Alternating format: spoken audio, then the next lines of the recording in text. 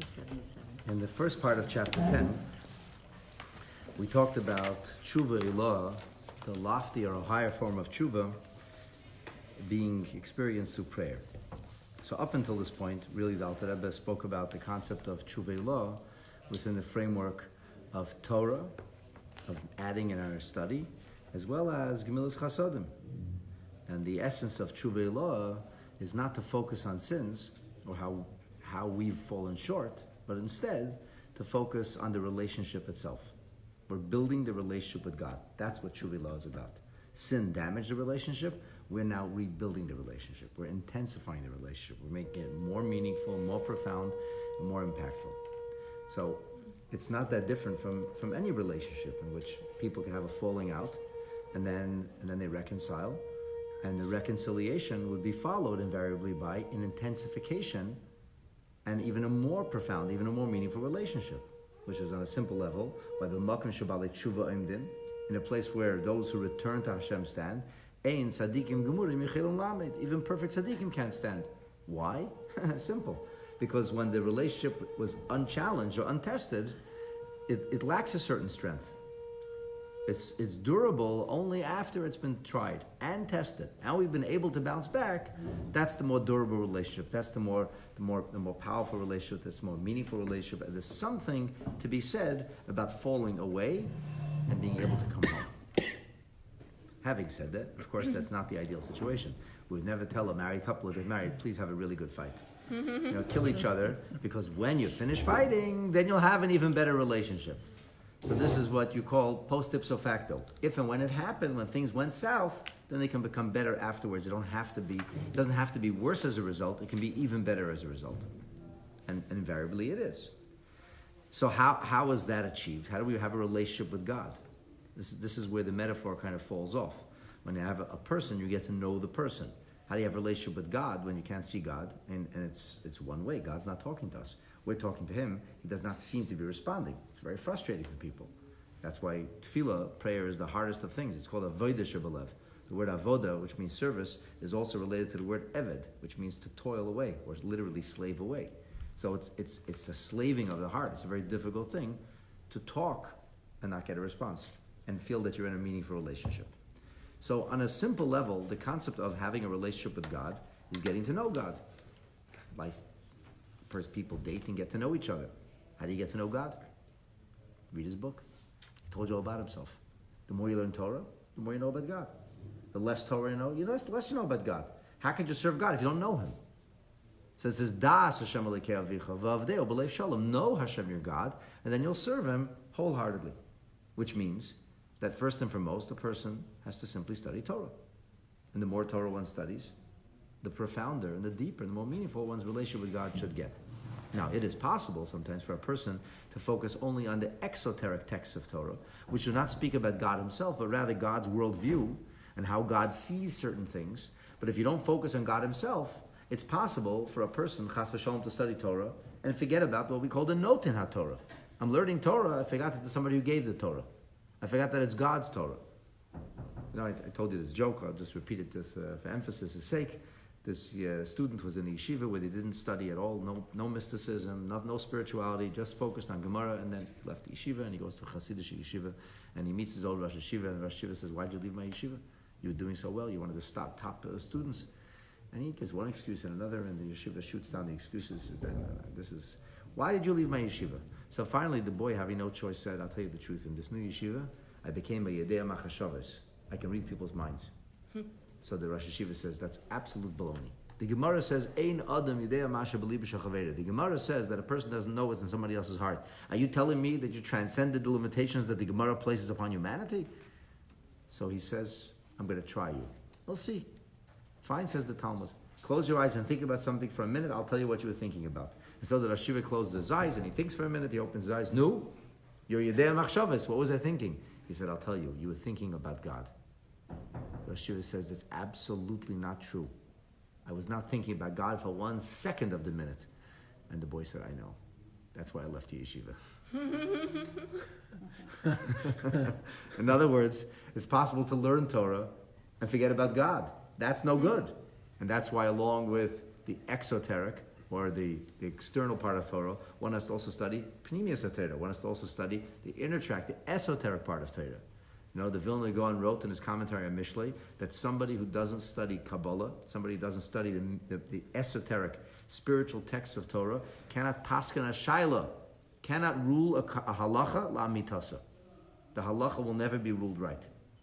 That's what the Vilna Gaon said. He was the leader of the non-Hasidic camp. And then the last 10 years of his life, he learned only Kabbalah.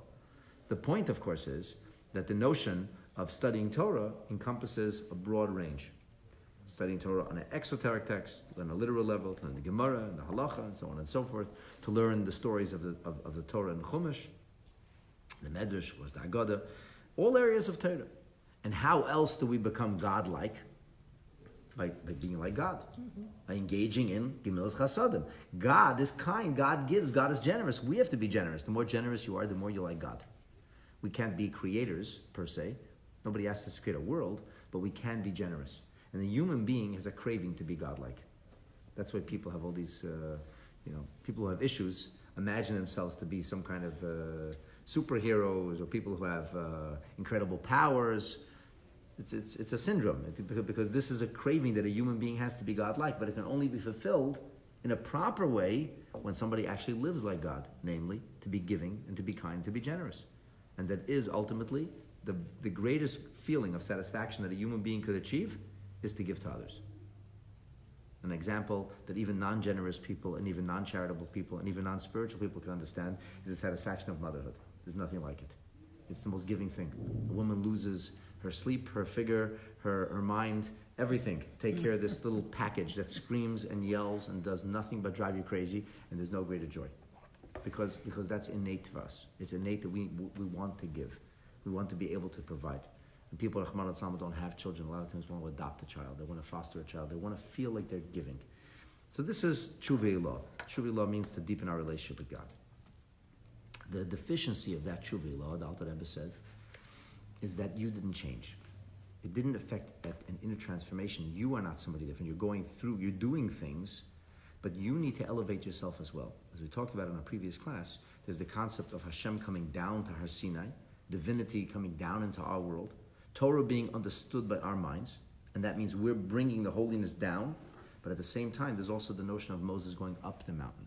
There's the idea of us affecting a transformation of the mata, of the lower, so to speak, created entity. We have to change ourselves. How do we change ourselves? So here, the Alter Rebbe introduced the notion of a different dimension of Teshuvah Ilah, and this is the Teshuvah Ilah of davening, he said.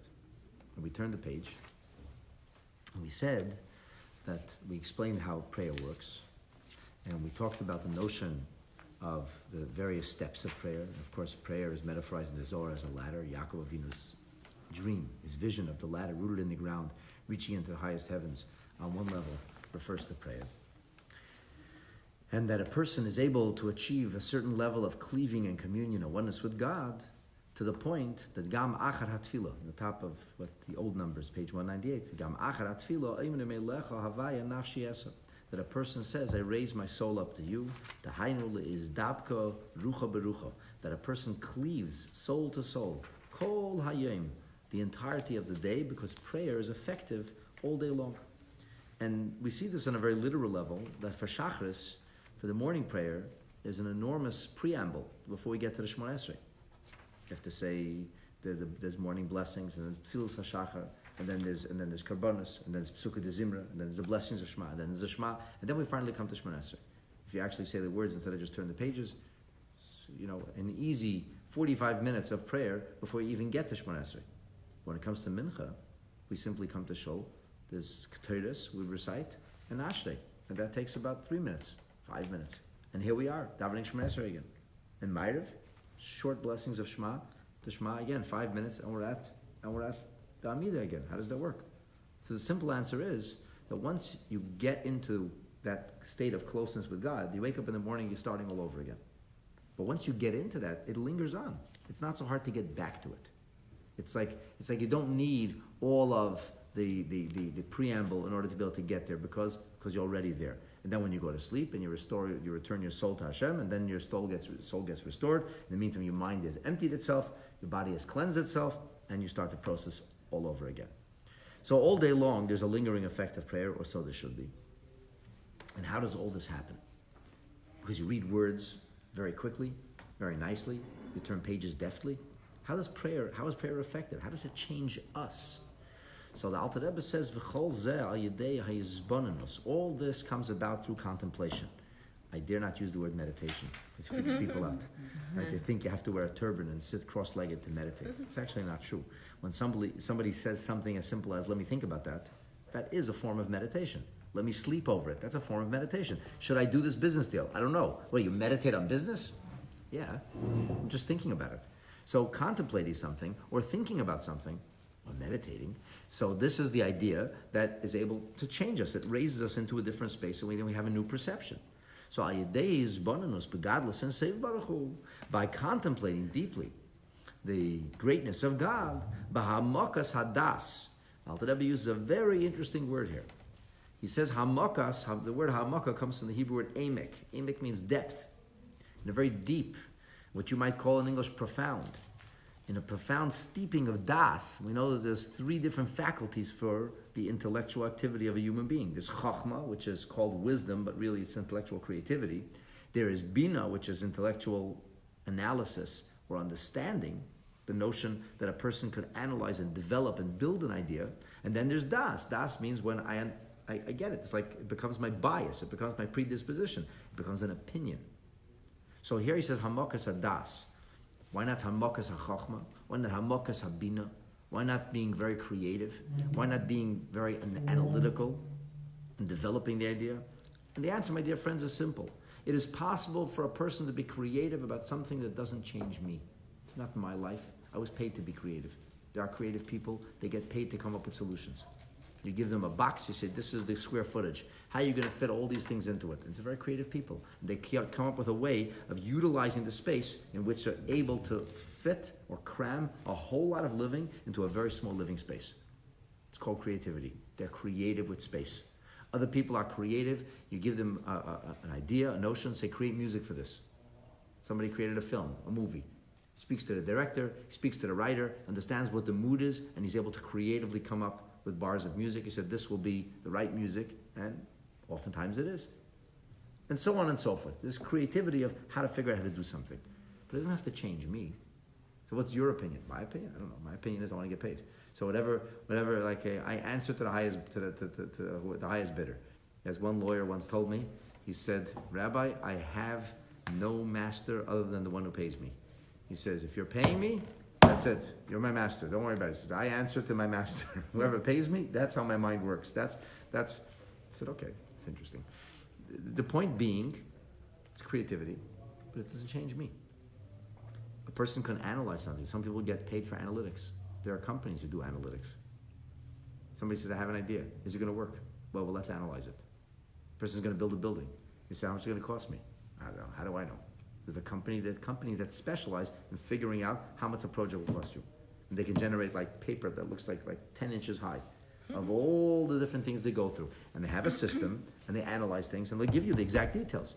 And then the person who had this great idea will take a look at all the paperwork and say, it's not such a good idea anymore. It doesn't exactly work. Or the person still thinks it's a great idea and he goes to the bank and he says, "Okay, I'd like a loan for $40 million. And they go, "Yeah, we looked at the analytics. It doesn't really work out." So you're going to spend 40 and maybe you'll be able to gross about $5 million a year. We're not ready to make that kind of investment with you. So it doesn't have to affect me. There's a famous story that's told about a man who had an accountant. And he called his accountant in for the year's end reckoning, and the accountant came back in and he brought him a whole stack of paper and he went through the detail after detail, chart after chart, and at the end of the charts, the basic conclusion was the company was bankrupt. So the owner of the company fell into a swoon. He fainted on the spot. So somebody watching said, "I don't get this. Here's a person who worked on the numbers for weeks, and he didn't faint. And here's a person who got the numbers delivered, and he fainted. What's the difference?" They said, the difference is it's his company.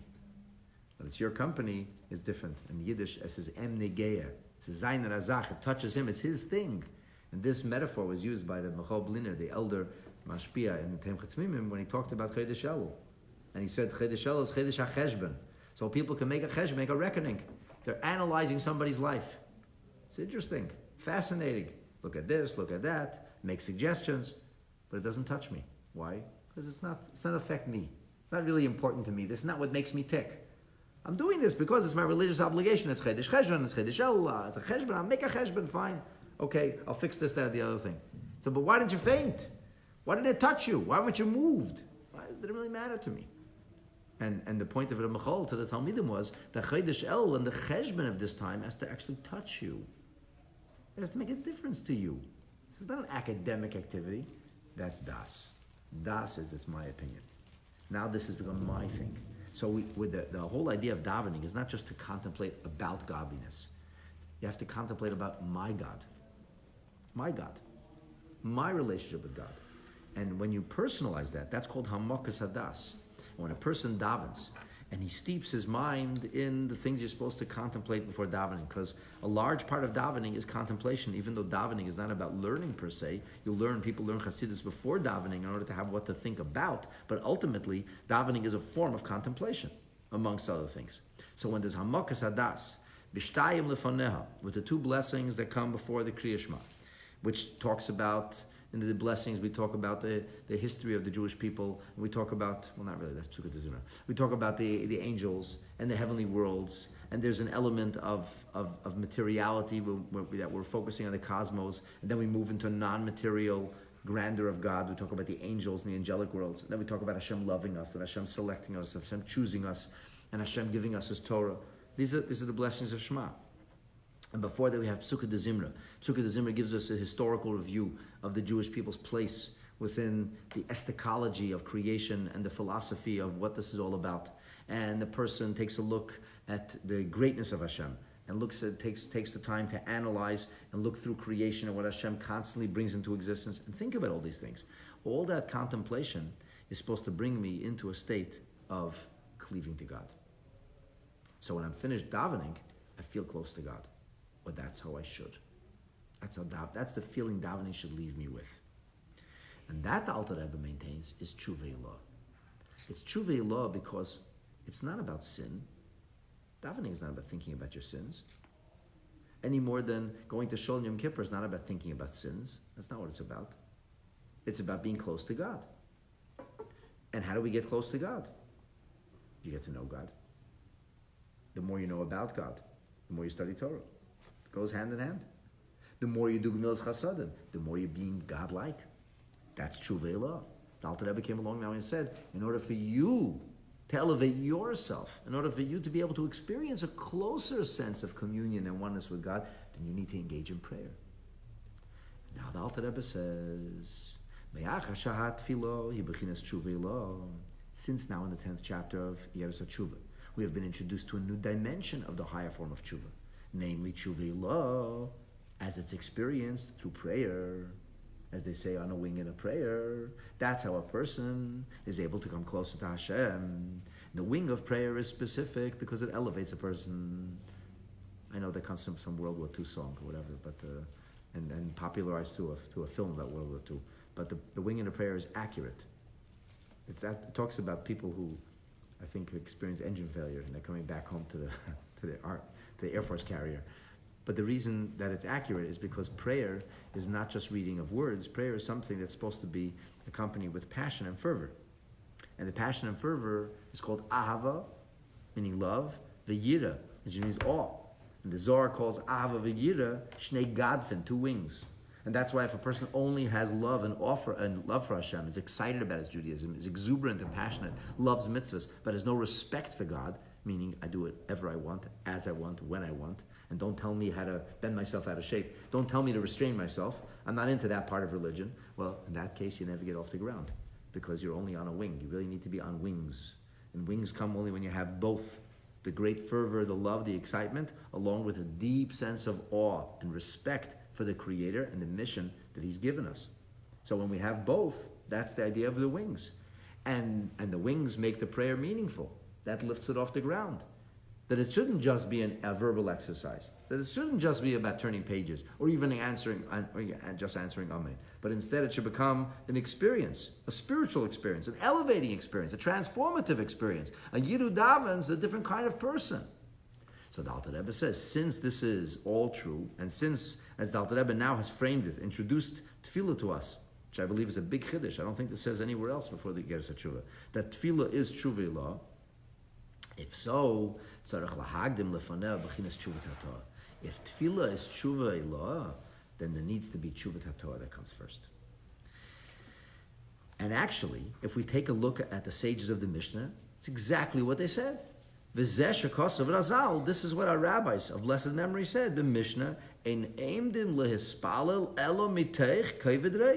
a person should daven only with literally heavy-headedness. Heavy-headedness is an unwieldy term. It means seriousness. A person should be serious before davening. A person needs to be a little bit mindful in a humbling way. Rashi says that Pirush Rashi, what does it mean kovid reish? What does it mean having a heavy head? It's not a description of a migraine. It means hachna. It means a sense of humility. It means a sense of self-abnegation. It means a sense of a person being able to bow themselves in submission before Hashem. Not self-expression. Not it's all about me. On the contrary, a person, so to speak, shrivels up and he feels very small in front of Hashem. And that hachna, that's bechinas Teshuvah HaTorah. That's the lower form of Teshuvah. And the reason we do that is la'ir rachman, to awaken mercy. Like it says over there, the Gemara says, you want to know how to daven? So we have to look at a biblical example, at a paradigm of a great Jew who davened in a most efficacious way. And who does the Gemara find? And the Gemara looks in the annals of Tanakh to find an example, a paradigm. How should we daven? Whose davening is described in detail? We know Avraham davened. We don't know how he davened. We know Yitzchak davened. Vayetze Yitzchak l'suach basada. It doesn't tell us anything. He went out to converse in the field. Should we go in the field to daven? No, actually, you're not supposed to daven in the field. Vayashkim Avraham b'beich. He woke up in the morning. That's great. And he davened. All we know is he woke up in the morning. You should get up in the morning. Okay, fine. I'm up. Now, what do you want me to do? How should I daven? We don't know really how Yitzchak Yaakov davened. We know that he davened. We know what he davened for. We knew about his feelings. He was concerned. He was facing impending doom. The meeting with Esav, which he thought would be fatalistic. He was davening. We don't know how to daven. Who's the first one whose davening is actually described in detailed human emotional terms? Chana. Chana. The mother of Shmuel HaNavi. Chana. Chana davens.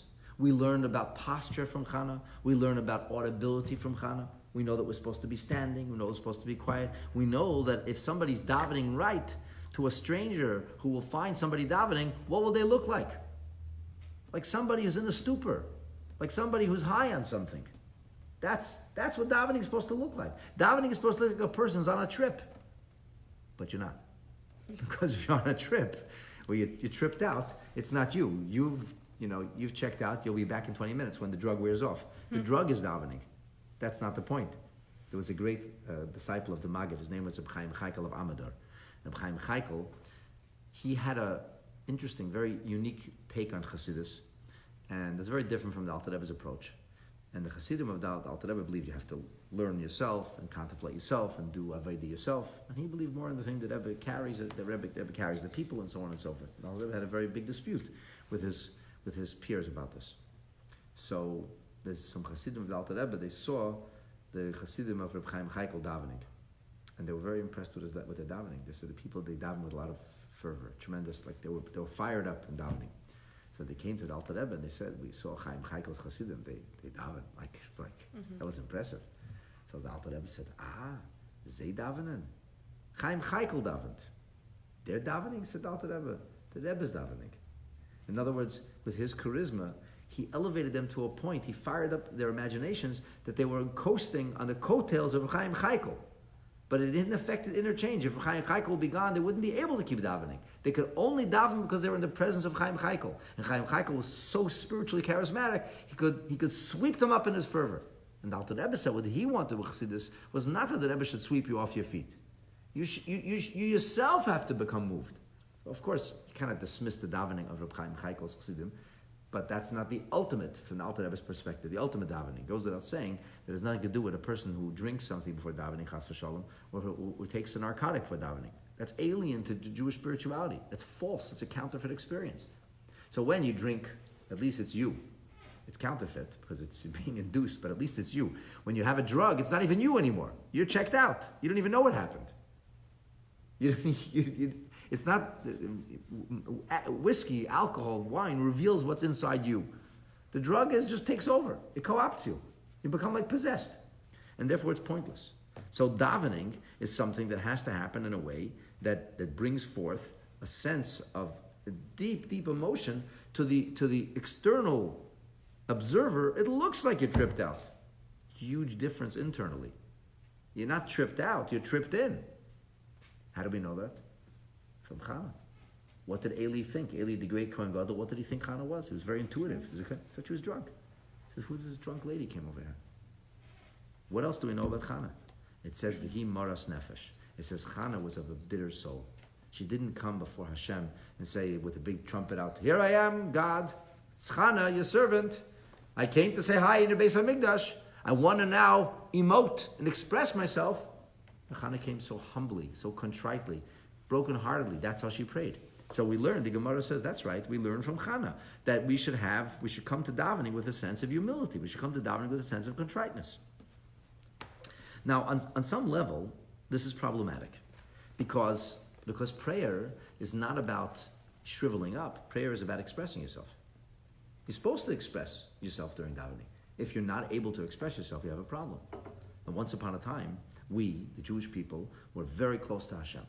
We were gifted with a huge amount of God consciousness. We had a huge expanded consciousness. And because of that, it was very easy for us to express ourselves. And at a certain point, that consciousness faded. It shriveled. And we don't have it anymore. And we don't know what to say. We would like stand before God and be tongue-tied. The whole davening experience kind of became a confusing thing. People didn't know what to do. When did this happen? This happened after Galut Bavel, when we came back to Eretz Yisrael, and we just didn't know how to get our words out. First of all, we didn't even speak Hebrew properly anymore. Most of us spoke a jargon of languages. And we just were not articulate, and it wasn't easy to just start to daven. So what should we do? Start using narcotics? Should we start drinking wine before davening? So the Anshe Knesset Gdela said, no. We're going to get you a script. And in this script, you're going to be able to express yourself in a very profound way. Now, of course, a person will tell you, it's ridiculous. You express yourself with a script. That's not effective. But actually it is. And I give you a simple example. There's a science called telemarketing. I call it a science because it's true that natural salespeople could sell ice to people who live in Nunavut because they're salespeople. But not everybody's a salesperson. In fact, a lot of these people who are selling you duct cleaning can't even speak English. Oh my God. Or can barely speak English. You have to see what happens when they call Fabio. Right, so they call you always during dinner hour, exactly when all the kids are falling on you, and then they call, and they want to talk to you about duct cleaning. So most of us will just slam the phone down because we have no ducts or something crazy like that, right? But you must know that these people are getting through to somebody. They actually are selling duct cleaning to somebody because they keep doing it. If it would be a total failure, they wouldn't do it anymore. The fact that they're doing it is because there is a company that's benefiting from people who can't speak English that are calling people on the phone and saying, would you like to have your ducts cleaned? So there's a science to it. If you have somebody who's effective, who knows how to sell, it's not a problem. You get on the phone, you sell anybody anything. There are people who are natural salespeople. A person who's a natural salesperson can sell. What if I'm not a natural salesperson? What if I don't even speak English? Am I still going to be able to make the sale? So we have a science. We know the telemarketer gets a script. Here's the first words you should say. Because if you say other words, they hang the phone, then you lose the slam the phone right away. You lose the people right away. So they have like a scientific analysis of when the following words are uttered, the least amount of people bang the phone down. There are like bored people who actually are looking for people to speak to. And when they get a call for duct cleaning, they get really excited. Finally somebody's speaking to them. So they have a science like this. Like these words, of all the words you could use, these words got the best results. Okay, good. Now here's the next question you should ask. Like you don't say, hello, good morning. What did you have for breakfast today? Not a good question. Who are you? What are you talking? I don't know. Like, why am I asking? Like, are you the homeowner? Maybe that makes you feel good. People say, yes, I'm a homeowner. I don't know what the science is, but there's a science to it. And guess what? When you follow the script and you know, so what happens if they say X, Y, and Z? If they say X, Y, and Z, say, can I call you back in an hour? Can I call you tomorrow? Or say, they didn't tell me what to say next. So they know, what if they say A? What if they say B? What if they say C? There's a script. If you follow the script, you'll be successful. They are successful. What's the proof? They're still in business. They're still doing this. If they have no success, they wouldn't do it anymore. Now, what happens if the person does this very often? And they themselves, they figure themselves that they know their own style. They know how to say, hello, how are you? And they know how to sell the product faster. They become a more effective salesperson. They're using the script. They don't deviate from the script because they're not natural salespeople, but they become better at it. And they become more effective at it. And in these groups of people who I think are sitting on ocean away in a basement somewhere, you know that they actually have like salespeople of the month, or people that get rewarded, and people that get bonuses because they get really good at it. How do you think that works? They work on themselves. They get better at it. Maybe you learn how to speak English better. Maybe that helps. Maybe you learn how to invest more emotion in it. Maybe you learn how to get excited about your product. If you're excited about your product, you can sell it. Why am I telling this to you? Because this is what your davening is about. We stand before God. We're like people who don't speak the language. We came back from Bavel. We didn't speak the language. We didn't know how to emote. We don't know how to sell anymore. It wasn't us anymore. So we got a siddur. And the siddur is written based on all the secrets of Kabbalah. And this is how you can get through to God. You want to make it work? Invest emotion in it. Get better at it. It still doesn't mean you're necessarily going to be the person who can get up and talk for an hour without any kind of script. But you get better at your script. Actors also have a script. Some of them are so good, they actually assume the persona of the person they're doing. It actually changes their life. Not only they get a new haircut, they become different kind of people. They get into the head space and the emotional space of the character they play. And they have to read the lines. But they identify with the lines to the point that it becomes like self-expression. This is davening. A good metaphor, cleaning our ducts. Cleaning the ducts, very good. Yeah, we have to clean out, and ultimately, this is the siddur. This is the siddur. So, in order for the siddur to work, a person has to get excited about it. A person has to be exuberant about it. You have to be into your prayer. How does that happen? It doesn't happen when you're still tasting toothpaste and you're saying Shemona Esrei. It happens when there's a preamble. It happens when you think about it. What do they give these salespeople before they start? They give them a pep talk. Maybe they feed him pizza. I don't know. They do something to make him happy. They get him motivated. They get him excited about it. You have to make people, so what do we do about davening? Before we get up for speak before God, for Shemona Esrei, we have Tefillah HaShachar, and we have Psukkah de Zimra, and we have Birchas Krishma, and we have Krishma, and all these things are supposed to get us so we're able to emote properly. And now we're excited about speaking to Hashem. And now, instead of davening being boring, is it over yet? I'm excited to be in shul. I feel good about davening. Hey, 1 second. You just told me I have to have kavod reish. You told me I have to be serious about this. You told me I have to be contrite. You told me that Chana was moras nefesh. But if I'm moras nefesh, if I'm being bitter of soul, if I'm embittered, if I'm unhappy, I'm not going to be able to emote. I'm not going to be able to sell. I'm not going to be able to be exuberant about this. Which one is it? This seems to be a problem. So the Alter Rebbe says that's because prayer is Teshuvah Elah. Teshuvah Elah means I'm excited about my relationship with God. I'm developing my relationship with God. Now, if I'm developing my relationship with God, Teshuvah Elah, what has to precede it? Teshuvah Torah. Because if I didn't deal with all the issues, I can't just move on. Suppose we have issues, many issues. We're not going to deal with any of those issues. We're just going to have a good time together. How about the issues? Let's not talk about the issues. They will come back to haunt you. There are cultures in which they don't mourn. They drink, they go crazy, they call it celebrating. You know that's not healthy? It's pashut not healthy to do that because a human being has to grieve. When you, God forbid, experience a loss, you have to deal with it. Otherwise, you have what's called post-traumatic stress disorder. And today we know that without dealing with things, it stays. It doesn't disappear. It doesn't go anywhere. I know a fair bit about law enforcement and policing.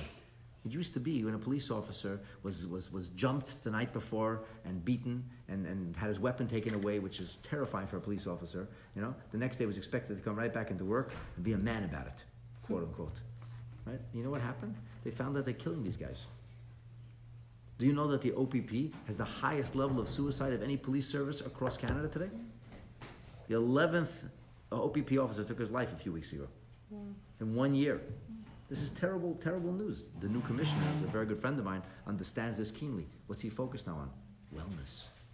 We need our offices to be well. How do our offices get well? With dealing with their issues. So men in general have a problem dealing with their issues. Women are creative, more talkative. Women are creative their way. They come from the world of dibur. They speak things out. They deal with stuff. Men don't deal with stuff. They just grunt and go back to their cave. It's a problem, right? If men and women would understand each other and know that where they come from different worlds, they would be having easier time making shalom bayis also. But this is an issue. So if you don't deal with things, you don't talk about things, you don't allow stuff to air out, then it just builds up. And then it becomes post-traumatic stress disorder. So you want to get up and talk to God now. Hello, you did a couple of things wrong yesterday. You can't just ignore that. So, okay, God, you don't forget about it. I rebelled against you. I laughed at you. I ignored everything you said. But now, God, I want to talk to you. In fact, I'm excited to. Hey, you got to deal with the issues. Otherwise, they linger. They don't go away. It has to be in some way compartmentalized. It has to be. Take the waste management. It's got to be removed. You can't eat a big meal if you didn't. Still have the last meal stuck in your kishkas. You gotta cleanse yourself. And therefore there's a halacha that says that a person before davening actually has to go to the washroom and empty himself. And the Rebbe Rashab says in a mimer that this does not only mean physical defecation, it means that a person starts off his day full of I want this and I want that and I. First you have to empty yourself of the I.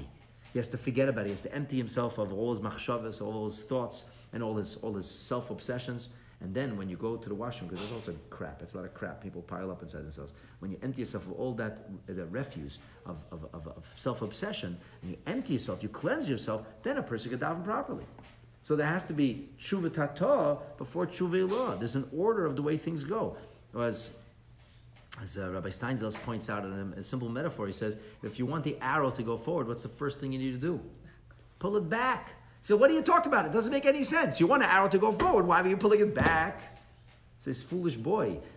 Don't you understand? When we pull the arrow back, so then that's what launches the arrow forward. No, I don't understand. I know you want an arrow to go forward. It should go forward, not back. There's no such thing.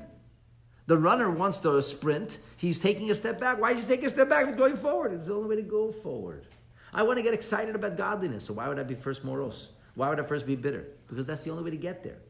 Only after I experience tshuva tata, only then can I experience tshuva ilah. What the Alter Rebbe has basically showed you is that his idea that tshuva ilah, that davening is tshuva ilah, which necessitates davening preceded by tshuva tata, says it right in the Mishnah. Only he never looked at the Mishnah that way. It's right in the Mishnah. That's what Chana did. V'hi maros nefesh. That's what the rabbi saw in Chana's Tefillah. She came with tshuva tata, and through that was able to vault into tshuva ilah. And what happened as a result? Her prayers were the most efficacious. She merited to bring one of the greatest souls into this world, Shmuel HaNavi, who anoints the first two kings of the Jewish people and essentially catalyzes the process which will eventually lead to the redemption through David HaMelech, through Mashiach. So now we have a little bit of an understanding about tshuva ilah and davening and what must precede it. And of course, there seems to be a bit of a contradiction still, which you have to reconcile. So which is davening? Is davening the bitterness or is davening the joy? And how does one best prepare for davening? Especially because there seems to be a brisa that says otherwise. That says, Ein eindun l'spal elo miteich simcha. So how do we balance the two? For this, we shall come back and continue.